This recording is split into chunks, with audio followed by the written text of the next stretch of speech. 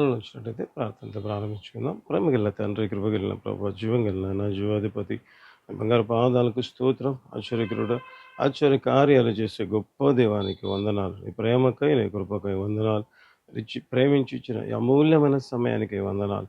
అప్పట్లాగా మీరు మాతో మాట్లాడండి. వినగల చెవి, గ్రహించగల మనస్సు నీ ఉచిత కృప ద్వారా ప్రభు మీరే మాకు అనుగ్రహించి మహిమ ఘనత ప్రభావాలు మీరే పొందారు. రక్త పరీక్ష నా మీద ఉంచుతావు. మోసారు అవును తండ్రి, నీ నామాన్ని మహింపరచుకోవాలి. సమస్త మహిమ నీకు చెల్లిస్తూ యేసు నామమున అడుగుతున్నాము తండ్రి. ఆమేన్, ఆమేన్, ఆమేన్. హల్లెలూయా.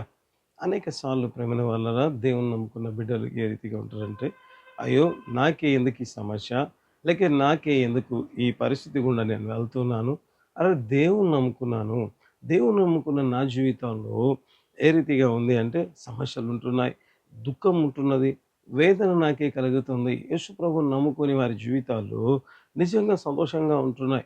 మరి నేను యేసు ప్రభువుని నమ్ముకున్నాను, లేకపోతే పరిశుద్ధంగా జీవిస్తున్నాను, ఇంకా నీతిగా ఉంటున్నాను. మరి యేసుప్రభు చెప్పిన రీతిగా నేను ఆయనతో కలిసి ఉండడానికి ఇష్టపడి లోకంలో ఉన్న సంతోషాన్ని వదిలిపెట్టి వస్తే మరి నా జీవితంలో ఎందుకు ఈ సమస్యలు అనే మాట విశ్వాసంలో అనేక మంది జీవితాల్లో ఉత్పన్నమవుతూ ఉంటుంది ఈ ప్రేమ వల్ల. అందుకే మరి యేసుప్రభు నమ్ముకున్న వారి జీవితాల్లో ఇటువంటి అనుమానాలు కలుగుతుండగా ప్రభు మనతో మాట్లాడాలని. ఎందుకంటే దేవుడు మాట్లాడితే అది చాలా బలమైన రీతిగా ఉంటుంది. ఎందుకు ప్రభా ఏ రీతిగా జరుగుతూ ఉంది అంటే ఆయన చెప్పినప్పుడు మనకు బాగా అర్థమవుతుంది ప్రేమైన వాళ్ళ. హల్లెలూయా. అందుకే ప్రభు ఈరోజు మీతో మాట్లాడాలని ఆశపడుతున్నాడు. మనం చూద్దాం, యోహాను సువార్త 20వ అధ్యాయము 19వ వచనాన్ని చదువుకుందాం ప్రేమైన వాళ్ళ. యోహాను సువార్త 20వ అధ్యాయము 19వ వచనం. ఆదివారం సాయంకాలమున శిష్యులు యూదులకు భయపడి తాము కూడి ఉన్న ఇంటి తలుపులు మూసుకొని ఉండగా యేసు వచ్చి మధ్యన నిలిచి మీకు సమాధానం కలుగుగాక అని వారితో చెప్పెను. ఇక్కడ చూస్తే ప్రేమిన వాళ్ళ శిష్యులు ఎక్కడున్నారంట, యూదులకు భయపడి వారు ఒక ఇంట్లో తలుపులు కిటికీలు కూడా మూసుకొని ఆ లోపల ఉన్నట్లుగా మరి చూడడం ప్రారంభిస్తాం ప్రేమిన వాళ్ళ.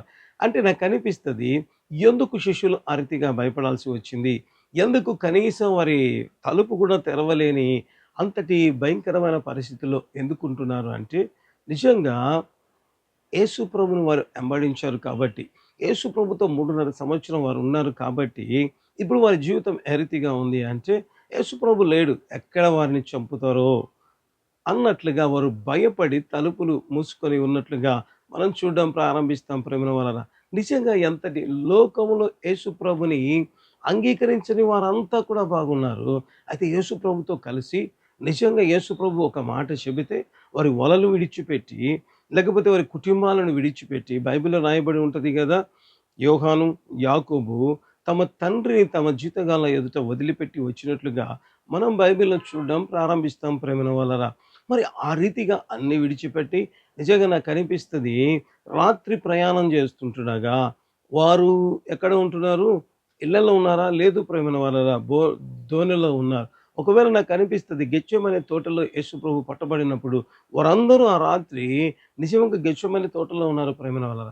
ఎందుకు నేను ఈ మాటలు చెప్తున్నాను అంటే, యేసు ప్రభు కోసము వారి కుటుంబాలను, లేకపోతే ఇంకా చెప్పాలి అంటే వారి సౌకర్యాన్ని అంతా విడిచిపెట్టారు ప్రేమైన వాళ్ళ. అంతా విడిచిపెట్టి యేసు ప్రభుని వెంబడిస్తుండగా ఇప్పుడు సమస్య వచ్చింది. యేసు ప్రభు నిజంగా చనిపోయి ఉన్నాడు, శిలువ మరణం పొంది ఉన్నాడు. ఇప్పుడు వారి పరిస్థితి ఏ రీతిగా ఉంది అంటే భయపడి దాక్కుండాల్సిన పరిస్థితి. నిజంగా నాకు అనిపిస్తుంది, ఇదేంటి, యేసు ప్రభుతో కలిసి మరి యేసు ప్రభు కోసం జీవిస్తే ఈరోజు మా పరిస్థితి ఏ రీతిగా ఉంది అంటే తలుపులు కూడా తెరుచుకోలేని పరిస్థితిలో మేము ఉంటున్నాం అనే నిజంగా ఒక భయంకరమైన పరిస్థితి అని చెప్పవచ్చు ప్రేమల వల్ల. ఇటు ఒకవేళ నాకు అనిపిస్తుంది, వాళ్ళు ఒకవేళ చూస్తే బయటికి యేసు ప్రభుని వెంబడించని వారేమో సంతోషంగా ఉన్నారు. యేసు ప్రభుతో కలిసి ప్రయాణం చేయని వారు చాలా మామూలుగా ఆ లోకంలో తిరుగుతున్నారు ప్రేమల వల్ల. లేకపోతే వారు ఏ రీతిగా అంటారు, వారు బయట పబ్లిక్గా చాలా కంఫర్టబుల్గా తిరుగుతూ ఉన్నారు. అయితే యేసు ప్రభుని అంగీకరించిన వీరు నిజంగా ఎంతటి భయం గుప్పిట్లో ఉంటున్నారు అంటే తలుపులు కూడా తెరుచుకోలేని ఒక పరిస్థితిలో ఉంటున్నారు. అయ్యా ఎందుకు ఈ స్థితి వచ్చింది అంటే యేసు ప్రభుతో ఉండడం వల్లే కదా. యేసు ప్రభుతో ఉండడం వల్లే కదా ఇంతటి భయంకరమైన పరిస్థితి మా జీవితంలో ఎదురైంది. లేకపోతే ప్రజలు అనుకుంటుంటారు వాళ్ళని చూసి, ఆ రోజు యేసు ప్రభుతో తిరిగారు కాబట్టే ఈరోజు ఈ స్థితి వచ్చింది అన్న మాట కూడా ఒకవేళ వినబడతా ఉంటది ప్రేమైన వాళ్ళారా. మరి యేసుప్రభువా నిన్ను అంగీకరించి, లేకపోతే నీ మాటకు లోబడి, నీ మాట ప్రకారం మేము ముందుకొస్తే మాకొచ్చే బహుమానం ఇదా? లేకపోతే లోకస్తులు, లోకంలో ఉన్నవారు సంతోషంగా, ఆనందంగా ఉంటే, మేమైతే భయపడి తలుపులు కూడా తెరుచుకోలేని భయంకరమైన పరిస్థితుల్లో మేము ఉండవలసి వస్తుందా? అంటే నిజంగా ప్రేమైన వాళ్ళరా ఇటువంటి ప్రశ్నలు ఉత్పన్నమవుతుండగా దేవుడు చెప్పే సమాధానం ఏ రీతిగా ఉంటది అంటే ప్రేమైన వాళ్ళరా, ఇదేక మనం చదువుకున్నాం కదా! యేసు వచ్చి వారి మధ్యన నిలబడి మీకు సమాధానం కలుగుగాక అని చెప్పినట్లుగా మనం బైబిల్ గ్రంథంలో చూడడం ప్రారంభిస్తాం ప్రేమైన వాళ్ళరా. హల్లెలూయా! అంటే సమస్యల్లో ఉంటున్నాం. అయ్యా తలుపులు కూడా తెరచలేని పరిస్థితుల్లో ఉంటున్నాం.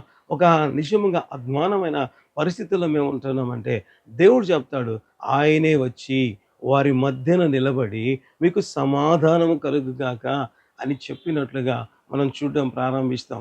అంటే దేవుడు ఏం చెప్తున్నాడంటే తాను నమ్ముకున్న బిడ్డలు తను వెంబడించిన కారణంగా ఒకవేళ ఇబ్బందులలో ఉంటే దేవుడు ఏం చేస్తాడంట తానే వారి మధ్యకొచ్చి నిలిచినట్లుగా చూడడం ప్రారంభిస్తాం. హల్లెలూయా! సర్వశక్తిమంతుడైన దేవుడే నిజంగా ప్రేమైన వారలా వారి కోసం వారి మధ్యన నిలిచి వారికి భయపడుతుండగా దేవుడు చెప్పిన మాట మీకు సమాధానము కలుగును గాక అని చెప్పడం ప్రారంభించడం ప్రేమైన వలన హల్లెలూయా! అంటే పరిస్థితి చూస్తే ఏ రీతిగా ఉంది? అయ్యా 3:30 సంవత్సరం లేకపోతే నా జీవితంలో ప్రభుని అంగీకరించి ఎన్ని సంవత్సరాలు నీతో గడిపినందుక నాకు ఈ శిక్ష, లేకపోతే నీతో ఉన్నందుక ఈ భయము, నీతో ఉన్నందుక మేము తలుపులు మూసుకొని ఉంటున్న పరిస్థితి అంటే దేవుడు అంటాడు తానే నిజంగా ప్రేమైన వారా వారి మధ్యన నిలిచి సమాధానం కలుగుగాక అని ప్రకటించినట్లుగా మనం చూడడం ప్రారంభిస్తాం ప్రేమైన వారా. అంటే దేవుడు తన బిడ్డల పట్ల తనకున్న కన్సర్న్ ఎంత గొప్పది చూడడం ప్రారంభించాడు ప్రేమైన వారా. హల్లెలూయా! ఎవరు ఆ యేసు ప్రభు అంటే మృత్యుంజయుడై తిరిగి లేచి మరణపు ముళ్ళును విరిచిన దేవుడు నిజంగా తనను తాను సర్వశక్తిమంతుడైన దేవుడే వారి మధ్యన వచ్చి నిలబడాడట. హల్లెలూయా!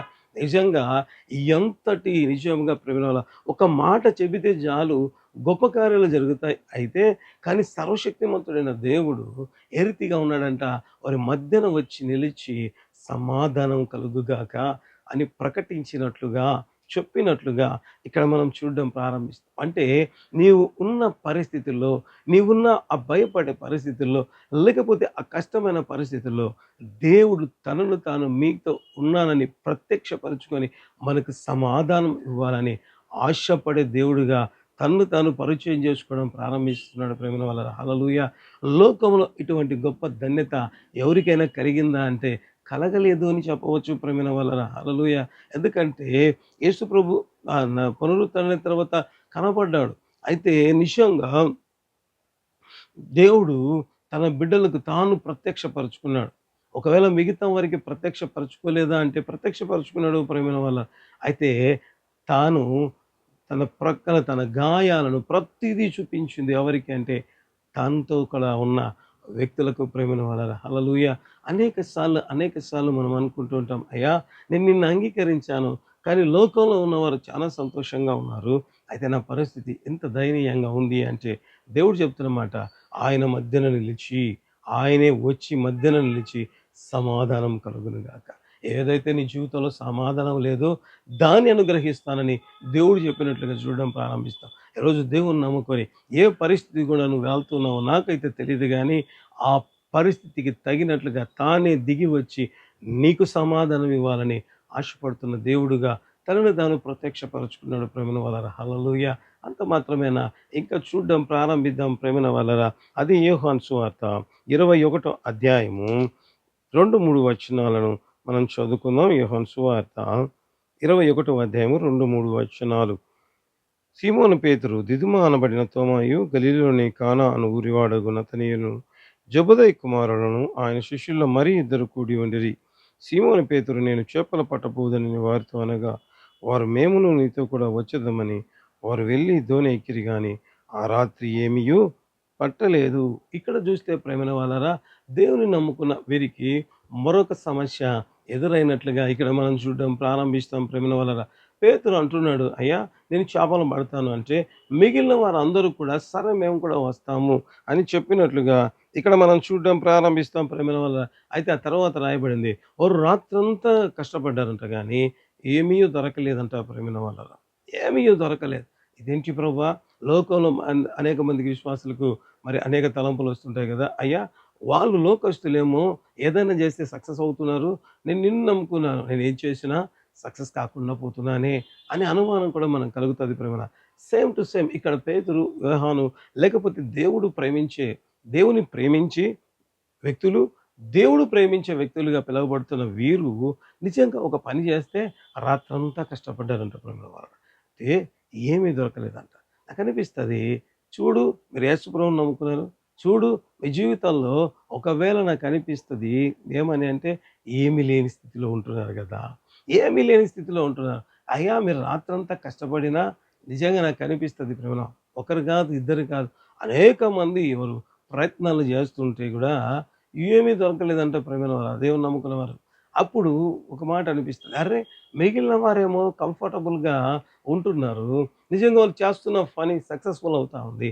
మరి నా జీవితంలో ఎందుకు నేను ఇంతగా ప్రయాసపడినా నా జీవితంలో ఏం జరగలేదు అంటే దేవుడు మనతో మాట్లాడుతున్నాడు. ప్రేమ వాళ్ళ ఒకరు చూద్దాం. అది యోహాను సువార్త 21 అధ్యాయము 4-6 వరకు ఉంటున్న దేవుని వాక్యాన్ని చదువుదాం. సూర్యోదయం అవుచుండగా యేసు ధరణి నిలిచారు. అయితే ఆయన శిష్యులు గుర్తుపట్టలేదు. యేసు, పిల్లలారా, భోజనం మీ యొద్ద ఏమైనా ఉన్నదా అని వారిని అడుగుగా లేదని ఆయనతో చెప్పిరి. అప్పుడు ఆయన దోణి కుడి పక్కన వల వేయడి మీకు దొరుకునని చెప్పిన గనుక వారు అలాగు చేయగా చేపలు విస్తారంగా పడినందున వల లాగలేక పోయిరి. హల్లెలూయా. నిజంగా ఒక పని చేస్తుండగానే సక్సెస్ రాకపోతేనే ఏ రీతిగా ఉంటుందంటే సాతాను చెప్తుంది, అయ్యా పెద్దగా దేవుని నమ్ముకున్నా అంటున్నావు, మరి ఈ పనిలో నీకు సక్సెస్ రాలేదు, ఏమీ లేదు చూడు, రాత్రంతా కూడా ప్రయాసపడ్డావు, ఇక సూర్యోదయం కావస్తా ఉంది, ఏమీ లేదు అంటే బైబిల్లో రాయబడింది, సూర్యోదయం కావస్తుండగా దేవుడు ధరణి నిలిచి అన్నాడు, దోణి కుడి పక్కన వల వేయడు అన్నాడు. హల్లెలూయా. బైబిల్లో రాయబడి ఉంటుంది, వాళ్ళు లాగలేకపోయారంట. ప్రేమైన వాళ్ళ ఒకరా, ఒకవేళ పేతురు లోపల ఉంటే దుంకాడని బైబిల్లో ఉంటుంది కదా, మరి జబదయి కుమారులు మరి మిగిలిన వారందరూ కూడా వలను లాక్కుంటూ వెళ్ళారంట. ప్రేమైన వారు బోట్లో అంటే ఎంత గొప్ప ఆశీర్వాదం. అంటే దేవుని నమ్ముకున్న వారి జీవితంలో ఏ రీతిగా కనపడుతుంది అంటే ఏమీ లేనట్టుగా కనపడుతూ ఉంటుంది.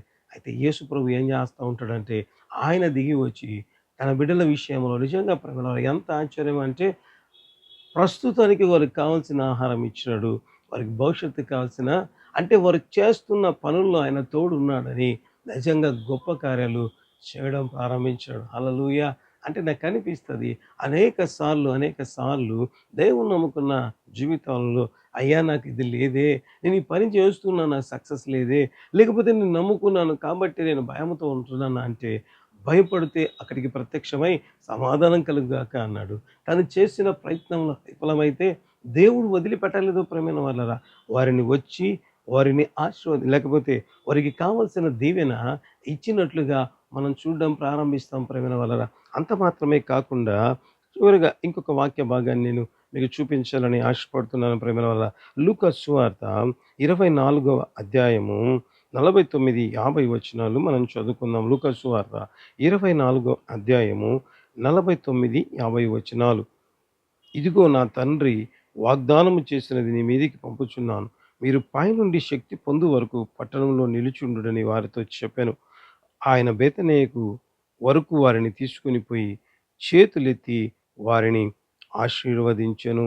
హల్లెలూయా.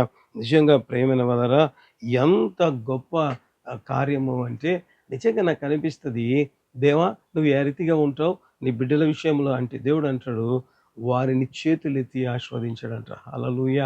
అంటే నాకు అనిపిస్తుంది, ఒకప్పుడు వారు దేవుని నమ్ముకున్నాం కాబట్టి భయపడ్డారు, ఒకవేళ వారు చేస్తున్న పని సక్సెస్ కాలేదు అంటే దేవుడు వారి జీవితంలో ఎంత ఉన్నతంగా తీసుకెళ్ళాడు అంటే మనం ఆ తర్వాత చూడొచ్చు ఆశీర్వదించిన తర్వాత నిజంగా పేతురు, యోహాను లేకపోతే యాకోబు వీరి జీవితాలు ఎంత దీవెనకరంగా మారాయి అంటే వారు పైనుండి పరిశుద్ధాత్మను పొందిన తర్వాత ఒక్క ప్రసంగంలో వేల మందిని గెలవడం ప్రారంభించారు.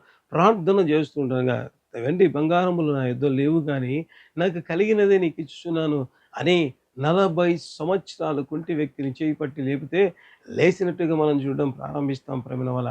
నాకనిపిస్తది ఒకప్పుడు వారి జీవితం భయమే. ఒకప్పుడు ఒకవేళ నాకనిపిస్తది వారు చేసే ప్రయత్నం విఫలమే.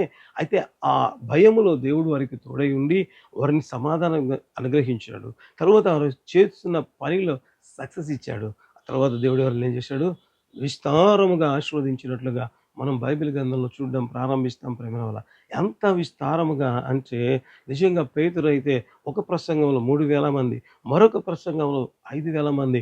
నిజంగా ఎంత గొప్ప దీవెన అంటే ఒకప్పుడు మాకు భయము, ఒకప్పుడు మా జీవితంలో ఆస్వాదన లేదు. ఇప్పుడు పేతురు ఎంతటి ఆశీర్వాదకరంగా మారాడు అంటే బైబిల్‌లో రాయబడి ఉంటది కదా! అపొస్తలుల కార్యాలలో. పేతురు నీడ పడాలని ఆశపడ్డారంట ప్రేమైన వాళ్ళరా. హల్లెలూయా! అదే పేతురు నిజంగా మరి ఇటలీ పటాలంలో ఆ వ్యక్తి దగ్గరికి వెళ్తే వాక్యం విన్న వారంతా ఆత్మను పొందినట్లుగా చూడడం ప్రారంభిస్తాం. ఒకవేళ యాకోబు గురించి యోహాను గురించి మనం మాట్లాడితే ప్రకటన గ్రంథాన్ని రాయడానికి, 3 పత్రికలు రాయడానికి, ఒక సువార్త రాయడానికి దేవుడు కృప ఇచ్చాడు ప్రేమైన వాళ్ళరా. హల్లెలూయా! అంటే నేను ఎందుకు ఈ మాటలు చెప్తున్నానంటే, అయ్యా ఈ దినం మనం ఉంటున్న సమస్యలను చూచి మనం భయపడి, అయ్యా నువ్వు నాతో ఉన్నావా? లేకపోతే ఎందుకు నాకు ఈ స్థితి? లోకంలో దేవుణ్ణి నమ్ముకున్న వారు సంతోషంగా ఉన్నారు. నేను భయపడుతున్నానంటే నీ మధ్యకొచ్చే దేవుడుగా తనను తాను వాక్యం ద్వారా ప్రత్యక్షపరుచుకున్నాడు. అయ్యా నేను చేస్తున్నాను పని, అయినా జీవితంలో సక్సెస్ లేదు. వారెందుకు సక్సెస్ అవుతున్నారంటే అంతకంటే ఎక్కువగా నిజంగా బైబిల్ రాయబడి ఉంటది ప్రేమైన వాళ్ళరా. మనం ఒకవేళ యోహాను సువార్తలో చూస్తే గొప్ప చేపలంట. మామూలు ఆర్డినరీ బ్లెస్సింగ్ కాదు. ఎక్స్ట్రార్డినరీ బ్లెస్సింగ్ ఇచ్చినట్లుగా మనం చూడడం ప్రారంభిస్తాం ప్రేమైన వాళ్ళ. అందుకే నేను ఈ మాటలు చెప్తున్నానంటే, కృంగిపోయిన మన జీవితాలు, అయ్యా ఎందుకు నా జీవితంలో ఏ రీతిగా జరుగుతుంది?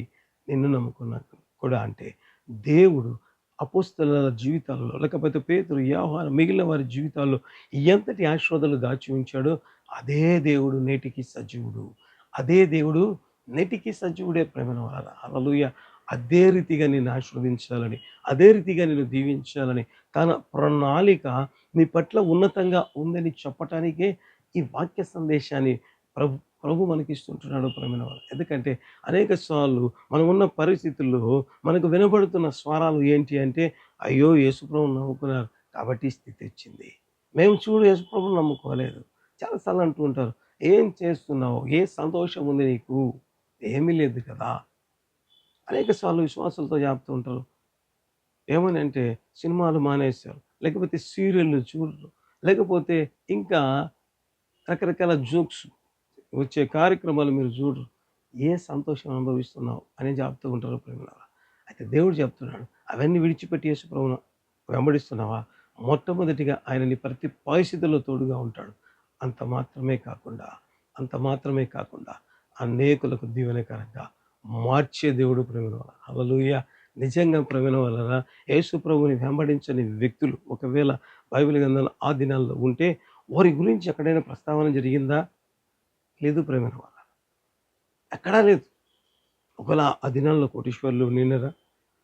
ఉండి ఉంటారు. ఆ రోజుల్లో వారు చేస్తున్న బిజినెస్‌లో సక్సెస్‌ఫుల్ పర్సన్స్ ఉండి ఉన్నారా? ఉండి ఉంటారు. అయితే వారు ఇతరులకు ఆశీర్వాదకరంగా మారారా? లేదు ప్రేమలారా. ఎవరు మారారు? ఆయనను వెంబడించిన వ్యక్తి. అనేకులకు వెలుగు మార్గం చూపు. అందుకే బైబిల్‌లో చక్కటి మాట రాయబడింది. మీరు లోకమునకు వెలుగై ఉన్నారు. హల్లెలూయా! ఎక్కడంట? ఒక ఇంటికి కాదంట ప్రేమైన వాళ్ళరా. ఒక ఇంటికి లైటింగ్ అంటేనే చాలా గొప్పగా ఉంటుంది. అయితే దేవుడు అంటున్నాడు, ఏ పెద్ద కోటీశ్వరుడైనా, ఎంతటి పెద్ద కోటీశ్వరుడైనా ప్రేమైన వాళ్ళ, ఒకవేళ చెప్దాం ఒక దేశానికి కూడా వెలుగు కాదు. అంతే కదా! పెద్ద కోటీశ్వరుడు మల్టీ మిలియనర్ ఉంటాడు. అతడు ఆ దేశం అంతటిని ఏమైనా చేయగలడా? దేవుడు అంటాడు, మీరు లోకమునకు వెలుగై ఉన్నారు. ఎక్కడ ఉన్నా ప్రేమ. ఒకవేళ ఆ వ్యక్తి అక్కడ ఉన్న ప్రాంతంలో బిజినెస్ చేస్తే సక్సెస్‌ఫుల్ అవుతాడు. అయితే మన దేవుణ్ణి నమ్ముకున్న బిడ్డలు ఎక్కడున్నా వెలుగై ఉంటారు. హల్లెలూయా! నిజంగా పద్మాసు దీపంలో ఉంటున్న యోహాను లోకానికి వెలుగయ్యాడు ప్రేమ. హల్లెలూయా. అటువంటి గొప్ప కార్యాలు దేవుడు తన బిడ్డల ద్వారా చేసేవాడు. హల్లెలూయా. మరి నీవు ఆయన బిడ్డగా నువ్వు ఉన్నావా? సంతోషిద్దాం, ఆనందిద్దాం. ఎందుకంటే దేవుడు నీ పట్ల గొప్ప ప్రణాళికలు కలిగి ఉన్నాడు. ఆయన నీతోనే ఉండి ఆయన చేతులెత్తి నిన్ను ఆశీర్వదించి గొప్పగా దీవించాలని ఆశపడుతున్నాడు. అంటే దేవుని కలిగి ఉన్న మనం ధైర్యంలో కళ్ళు మూసుకుందాం, ప్రార్థన చేసుకుందాం. ప్రేమ కలిగిన తండ్రి, కృప కలిగిన ప్రభువా, జీవం కలిగిన ఆయన జీవాధిపతి, నీ బంగారు పాదాలకి స్తోత్రాలు చెల్లించుకుంటున్నాం. ఆశ్చర్యకరుడు, ఆశ్చర్య కార్యాలు చేసే గొప్ప దేవ, నీకు వందనాలు, స్తోత్రాలు నాయన. ఇది వాక్యం ద్వారా మీరు మాతో మాట్లాడినందు బట్టి వందనాలు, స్తోత్రాలు నాయన. మానక మా పెదల నుంచి వచ్చి ప్రార్థన అంగీకరించి దేవుడు ప్రభు, మేము బాధపడితే అయ్యా మీరు చూడలేదేమని మేము అనుకుంటామేమో, కానీ నాయన నా దేవుడు ఎల్లప్పుడూ మాతోనే ఉన్నాడు. మా ప్రతి పరిస్థితికి చాలిన దేవుడుగా తనను తాను ప్రత్యక్షపరచుకునే దేవుడుగా ఉన్నందు బట్టి వందనాలు, స్తోత్రాలు. మా పట్ల మా ఎడల నీకున్న తలంపులు బహు విస్తారములని మరొకసారి ప్రభువా వాక్యం ద్వారా మిమ్మల్ని మీరు ప్రత్యక్షపరచుకున్నందు బట్టి వందనాలు, స్తోత్రాలు చెల్లించుకుంటాం. ఎంతమంది అయితే కృంగిన స్థితిలో ఉన్నారో వారిని లేవనెత్తండి, బలపరచండి ప్రభువా. నీ కృప కలిగిన కార్యం జరిగించు. వారి జీవితంలో మీ ప్రణాళికలు ఉన్నతం, అత్యున్నతమైంటున్నారు. ఆ ప్రణాళికల వైపు పరిగెత్తే బిడ్డలుగా విశ్వాసముతో ముందుకు సాగుటకు సాయం దయచేయండి. కృప చూపించమని ప్రార్థించు. గర్భఫలమును దీవెన, ట్రాన్స్ఫర్స్, అయా ప్రమోషన్స్, అయ్యా తండ్రి ప్రతి దీవెన నీ బిడ్డలు ఏదైతే ఎదురు చూస్తున్నారో అన్నిటిని అనుగ్రహించారు. మ్యారేజెస్ కోసం ఎదురు చూస్తున్నారు, అయ్యా లైఫ్ సెటిల్మెంట్ కావాలని ఆశపడుతున్నారు, ఆర్థిక ఇబ్బందులతో బాధపడుతున్నారు, వారి ప్రాపర్టీస్ రావాల్సిన బిడ్డలు ఉంటున్నారు. దయతో అద్భుతం చేయి, దయతో అద్భుతం చేయి, దయతో అద్భుతం చేయి. ప్రార్థనలోకి వేసిన ప్రతి బిడ్డ జీవితంలో అద్భుతములు జరుగునుగాక, ఆశ్చర్య కార్యాలు జరుగునుగాక. మహిమ కలిగిన నీ కార్యాలు జరిగించి మహిమ ఘనత ప్రభావాలు మీరు అయ్యా సపోర్ట్ చేస్తున్న వారిని కానుకల ద్వారా బలపరుస్తున్న వారిని అదే రీతిగా షేర్ చేయడం అనేకులకు పరిచయం చేస్తున్నారు. ప్రతి బిడ్డను పేరు పేరును ఆస్వాదించి దీవించి మరొక్కసారి ప్రార్థించి చూస్తున్న ప్రతి బిడ్డను వారి కుటుంబం పేరు పేరును దీవించి అందరినీ దర్శించి గొప్ప కార్యాలు వచ్చి ప్రతి కుటుంబంలో ప్రతి బిడ్డ నిన్న లోకానికి వెలుగై ఉంటూ చూపించి సమస్తమై మనీకే చెల్లిస్తాం. యేసు నామమున అడుగుతున్నాము తండ్రి, ఆమేన్, ఆమేన్.